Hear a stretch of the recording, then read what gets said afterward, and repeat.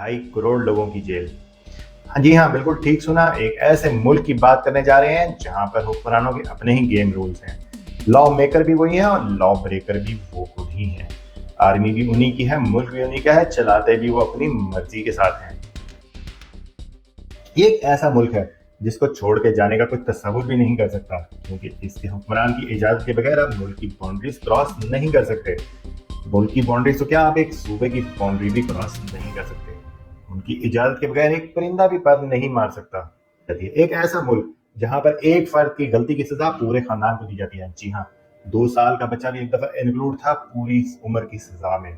और उसे सजा किस बात पर दी गई थी कि उसके पेरेंट्स के पास से एक पेपर मिल गया था बाइबल का, क्योंकि इस मुल्क का कोई मजहब नहीं है और ना लोगों को रखने की इजाजत।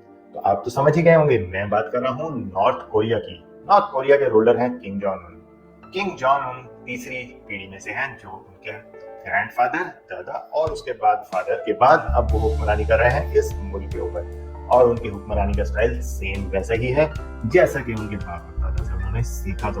और इतनी सख्ती और इतनी दहशत रखेंगे कोई भी उनके मुल्क में उनके खिलाफ आवाज उठाने का सोच भी ना सके। इतना बाउंडेड रखें अपनी कौम को बाहर की दुनिया से कि उनके पास सोचने का टाइम ही ना हो और ना ही वो उस बाहर की दुनिया को महसूस कर सके। ये एक ऐसा मुल्क है जहां पर 10 साल तक हर आदमी को सर्व करना पड़ता है अपनी आर्मी में, और वहां पर वो लेता है उसकी स्पेशल ट्रेनिंग।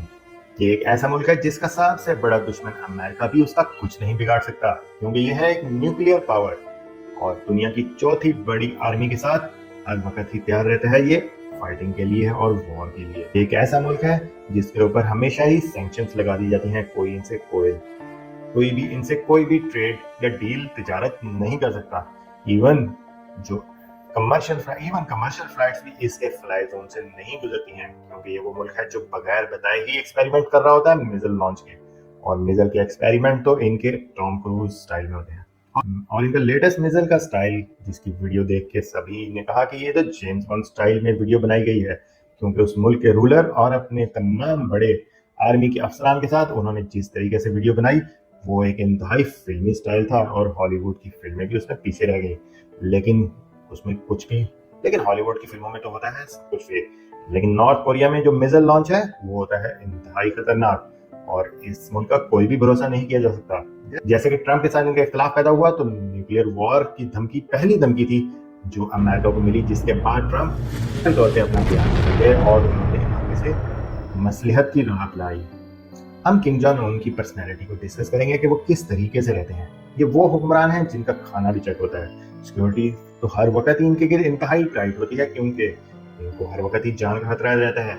लेकिन इनके 3 से 4 डुप्लीकेट्स हैं जो कि मुख्तलिफ जगहों पे हर वक्त अवेलेबल होते हैं, और उनका सेम शाही प्रोटोकॉल होता है जिसमें इनको आइडेंटिफाई करना इंतहाई मुश्किल काम होता है।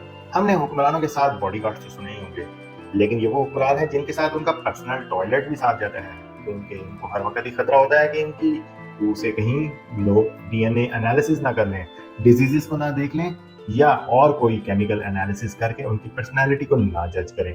ये अपनी स्टडी स्विट्जरलैंड में मुकम्मल कर रहे थे और उस वक्त भी इनकी फैंटेसी हमेशा ही विनिंग स्टाइल में थी। 17 साल की एज तक इन्होंने जो स्टडी हासिल की उसके बाद इनको बुला लिया गया अपने मुल्क में हुक्मरानी की ट्रेनिंग के लिए, और अगले 20 सालों में इन्होंने हुक्मरानी की। इस वक्त उनकी उम्र 37 ईयर्स है। उनका डिक्टेटर स्टाइल हमेशा से यही रहा है कि शो नो मर्सी, और इसके बहुत सारे सबूत भी मिलते हैं, जैसा कि उनके अंकल जो कि फरार हो गए थे और जो कि चले गए अमेरिका की एम्बेसी में, और वहां जाके उन्होंने पनाह मांगी अमेरिकन एम्बेसी से। और अमेरिका डेफिनेटली ऐसे किसी भी मौके को जाने नहीं देता जो उनके दुश्मनों के खिलाफ हो। जिसके बाद उन्होंने सीआईए से कांटेक्ट किया और सीआईए ने इनको एक नया नाम, नई आइडेंटिटी के साथ अमेरिका की किसी स्टेट में शिफ्ट कर दिया, और ये अभी तक राज है कि पिछले 20 सालों से उसके अंकल कहां पर गुम हो गए हैं। लेकिन दूसरी साइड पे उनके ब्रदर जो कि मिल गए थे और वो चाइना जाके रह रहे थे, क्योंकि इसके भाई को इस तरह का डिक्टेटरशिप स्टाइल पसंद नहीं था और वो डेमोक्रेसी के हक में था। दोस्तों, चाइना में बहुत अरसा उनके भाई रहे, लेकिन उन्होंने कोई भी ऐसा इकदाम नहीं उठाया था जो कि खतरे वाला हो। लेकिन कुछ अरसे बाद अमेरिका ने जब उनसे कांटेक्ट किया तो डेफिनेटली किंग जॉन उनको खतरा पैदा हुआ कि अमेरिका मेरी असैसिनेशन कर देगा और मेरे भाई को नॉर्थ कोरिया का प्रेसिडेंट बना देगा। जिसके बाद उन्होंने फैसला किया कि हम इनको रास्ते से हटा देंगे। उनकी असैसिनेशन की कहानी एक फिल्मी स्टोरी से कम नहीं है, लेकिन ऐसी स्टोरी जो कि बहुत कम लोगों के माइंड में आती है। उन्होंने एक पूरी फिल्म इंडस्ट्री को हायर किया कुलालमपुर में। ये 2 एक्ट्रेसेस से मुख्तलिफ तरह के प्रैंक्स करवाए जाते थे। वो ये फेमस प्रैंक था कि वो बेबी ऑयल को लेती थी और लोगों के फेस पे मल देती थी और उसके बाद हँसती हुई भाग जाती थी। बहुत अरसे तक ये प्रैंक यूट्यूब और मुख्तलिफ चैनल्स के ऊपर चलाया भी गया। जब 13 फरवरी 2017 में उनके भाई कोलालमपुर मलेशिया से एक फ्लाइट लेने जा रहे थे, तो इन्होंने इन दोनों एक्ट्रेसेस को बेबी ऑयल वाला प्रैंक करने को दिया और इस दफा बताया कि आपने इस शख्स के साथ ये प्रैंक करना है। लेकिन इस दफा उन्होंने बेबी ऑयल की जगह VX नर्व एजेंट दिया। ये वो खतरनाक केमिकल है जिसका रिजल्ट अगले कुछ मिनटों में आप अपनी स्क्रीन पर देखेंगे। ये दोनों खवातीन गई भागती थी, ये भाई के फेस पे ये ऑयल मल दिया और उसके बाद हंसती खेलती वहां से चली गई। इसके बाद फुटेजेस में देखा जा सकता है कि उसके ब्रदर गए मेडिकल एड के लिए। उन्होंने बताया कि मैं अपना फेस वॉश कर रहा हूँ लेकिन स्टिल मुझे डिजीनेस फील हो रही है और उन्हें एयरपोर्ट की मेडिकल फैसिलिटी में लेके जाएगा। लेकिन VX नर्व एजेंट तब तक अपना काम शुरू कर चुका था। ये वो खतरनाक तरीन एजेंट है जो कि इंसान के दिमाग से उसके तमाम अज़ा का राब्ता खत्म कर देता है और अगले 10 मिनट के अंदर अंदर वो पैरालाइज होने के बाद उनकी डेथ हो चुकी थी। इसके बाद तमाम मलेशिया की फोर्स एक्शन में आई और उन्होंने इन दोनों खवातीन, ड्राइवर और वो शख्स जो इनकी निगरानी कर रहा था, उन सबको पकड़ लिया।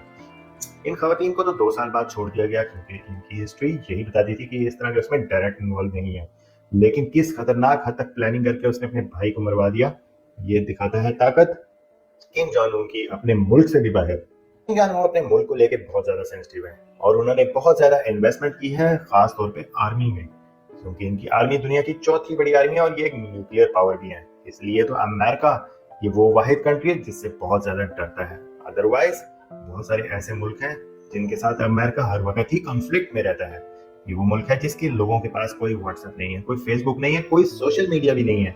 यहाँ का मीडिया जितना भी है वो सारा इन्फ्लुएंसर्स जो नॉर्थ कोरिया ने अपने हायर किए हुए हैं वो ही आते हैं और वही स्क्रीन पे दिखाते हैं। हेयर कटिंग का स्टाइल भी गवर्नमेंट ही बताती है, यहाँ की ड्रेसिंग क्या रखनी है ये भी गवर्नमेंट बताती है, कितने बच्चे होंगे, रिलीजन नहीं रखना ये भी गवर्नमेंट ही बताती है। इवन वैसे तो यहाँ पर कोई टूरिस्ट जाना पसंद नहीं करता, लेकिन अगर कोई टूरिस्ट चला भी जाए तो उसकी इंतहाई खतरनाक तरीके से निगरानी की जाती है और उसको बता दिया जाता है कि आपने किन जगहों पे जाना है और कौन कौन सी पिक्चर्स लेनी है।